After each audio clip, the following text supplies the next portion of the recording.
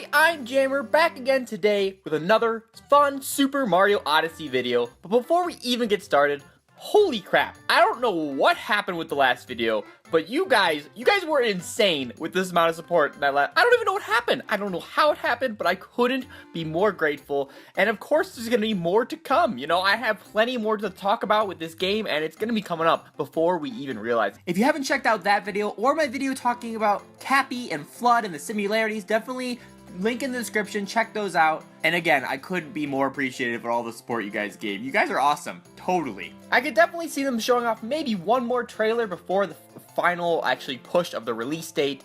Just something to kind of recap it all and really get us into the mode of Mario Odyssey is coming. That's kind of what I thought they were going to do with the Nintendo Direct a couple weeks back, but there's still room for them to still talk about more stuff. I mean, there's always room, don't get me wrong, but I don't know, it didn't feel conclusive. I feel like there's more. I could be crazy. But speaking of Super Mario Odyssey news and, you know, stuff within the game, let's talk about some of the gimmicks, or one specific gimmick in Super Mario Odyssey.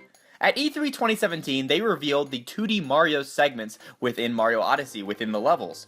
And really, if they announced that any other time, that would have been a huge news-breaking story. Being able to play 2D sections in a 3D Mario, that's huge. However, it was completely overshadowed by the amazing brand new Cappy mechanic we had no idea about previously going into E3. They had done such a great job keeping that hidden since the initial reveal of the Switch, since we saw more of it in that January Direct. So it's pretty amazing, a core mechanic of the game itself was hidden for so long. But like I said, yeah, outside of the context of, you know, the other Cappy mechanic being announced, 2D Mario in a 3D game is a really big deal. And with recent preview coverage of the game a few weeks back, we now know that it's going to be more of a recurring mechanic throughout the entirety of the game, rather than just in a specific kingdom, or small sections here and there, or even just as an Easter egg. But don't get too high up on your pedestal, Mario, because guess what? Sonic did this first. In 2001, Sonic Generations, and again this holiday with Sonic Forces, incorporating, you know, the classic 2D gameplay into the modern 3D Sonic games. Both Mario and Sonic seem to be having this mechanic, being able to play 2D gameplay platforming within the 3D game. However, their approaches are vastly different. Let's take a closer look at both of them one-on-one. In Sonic's case, in both Generations and this upcoming game Forces, the two different gameplays are actually represented as two different entities. Sonic, or Modern Sonic, is the regular 3D Sonic that you're going to be basically playing the majority of the game as. Here they specifically use the boost formula and wisps and all that stuff. Then of course on the other side of things you have Classic Sonic, where his stages will be more 2D, representative of past games, platforming based, stuff like that. And how these classic sections are incorporated in the game, they're really more by a stage-by-stage basis. And because of this reason, and the fact that the main gimmick of the game itself is the contrasting gameplay between Classic and Modern Sonic, these were often longer or even their own full stages. Each type of gameplay complemented one another, but were practically their own games. It worked really well, and that's part of the reason why in Forces they're bringing back this gameplay style, because Generations was so successful. Now let's talk about Mario Odyssey and how they're going to be incorporating the 2D sections into their game.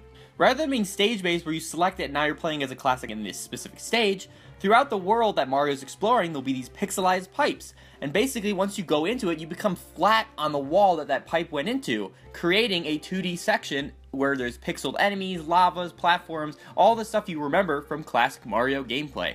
These are all very small, self-contained, and short burst experiences. The other thing to note that this is not the primary gimmick of the game like Generations was. It's not the primary focus. Here it's more on the Cappy abilities, being able to possess other enemies and stuff like that. But these 2D sections here are to spice up the gameplay and really give players the opportunity to play and platform through some 2D parts within this game. In this way, it's more of a natural integration and inclusion to the gameplay. The focus is still on 3D Mario and not a shared spotlight with 2D. While with Generations and Sonic, 2D and 3D Mario are the stars of the show. They both share equal weight and are on the cover. Sonic, I meant to say Sonic. Now it comes down to the question of which game did it better. Which game incorporated their classic counterpart better into their 3D game? I mean, both are a different approach on the same idea. They're both trying to, like I said, bring that classic 2D platforming gameplay into the world of their 3D games. In Sonic Generations and arguably Forces, the main emphasis is the contrasting in gameplay between the modern and the classic. That is the primary thing of the game, the main twist. Being able to play both 3D sections as well as 2D, giving a break from one to then play another, both complementing one each other and working together to create a full game. However, in Odyssey, it's more of a side mechanic to work and coincide along the main gameplay. Each approach does have its own strengths and weaknesses. In Sonic's case, it can really get on board those 2D fans to hopefully maybe get into this 3D gameplay as well. That specific community is rather decisive on whether 3D or 2D gameplay is the future of the series. So giving a healthy mix of both is really important for Sonic. But now with the recent release of Mania, it almost makes me wonder and question, do they even need to include classic Sonic gameplay in Forces? They really seem to have struck gold here with Mania, reintroducing the classic Sonic into the modern gaming scene again, in a way better than Generations ever did.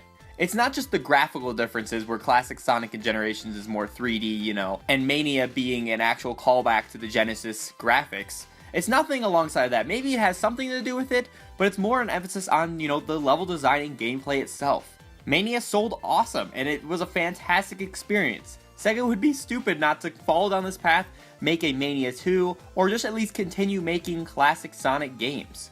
So when looking at Forces, is classic Sonic really a crutch for 3D Sonic to keep going forward? Like, could modern Sonic stand on his own without the inclusion of a classic Sonic gameplay within it? I think so, but they really need to take some time to look at the 3D gameplay, improve upon it. If they want to go with the boost formula, keep going that way. I think there is definitely a way to make it stand on its own.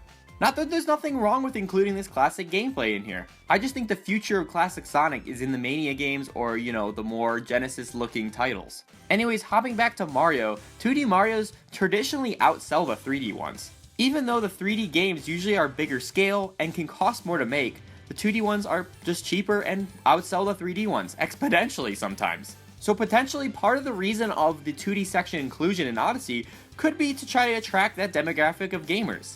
I mean, it's not necessarily something as big as Generations or Forces where you're really playing 2D stages within this game to offer that type of gameplay. It's a more of a mix it up and like an Easter egg slash callback thing. But at the same time, it's something more than Easter egg. I don't know, it's in a weird situation. In the end, we'll really just have to wait and see after Odyssey releases to really get a full grasp on how this 2D segments were incorporated in the full game, and then we can make better comparisons to Generations, Forces, and really the future of Mario and Sonic for that matter.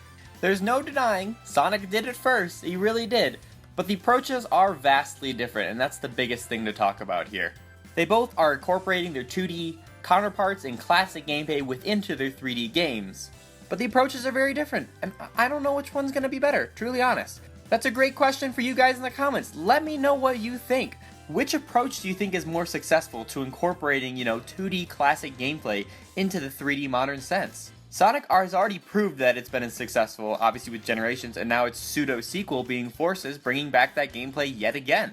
And this is Mario's first experimentation with this idea of bringing 2D Mario into this 3D environment. I'm really impressed with what I've seen so far. It feels really like a natural inclusion into the game. Doesn't feel like jarring going in between, you know, 2D and 3D.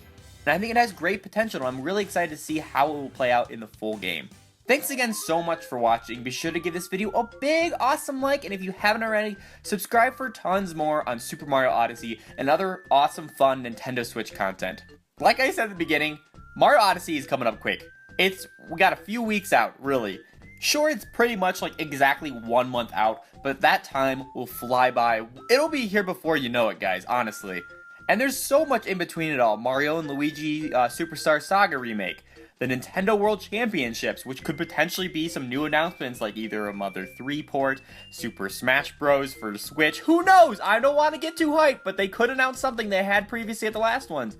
And of course, the week before Super Mario Odyssey, there's Fire Emblem Warriors. Then backing up a bit, the Super NES Classic Mini Edition just barely came out. There's a lot going on right now. And the point I'm trying to make is Mario Odyssey is going to come up quicker than we realize, and I can't wait. I seriously can't wait. I think that's about everything for me now. Again, thank you guys so much for all the awesome support with these videos. I really enjoy doing these more, you know, editing intense scripting and making it more fun for you guys, and you guys seem to really enjoy it. So I'm going to keep doing it.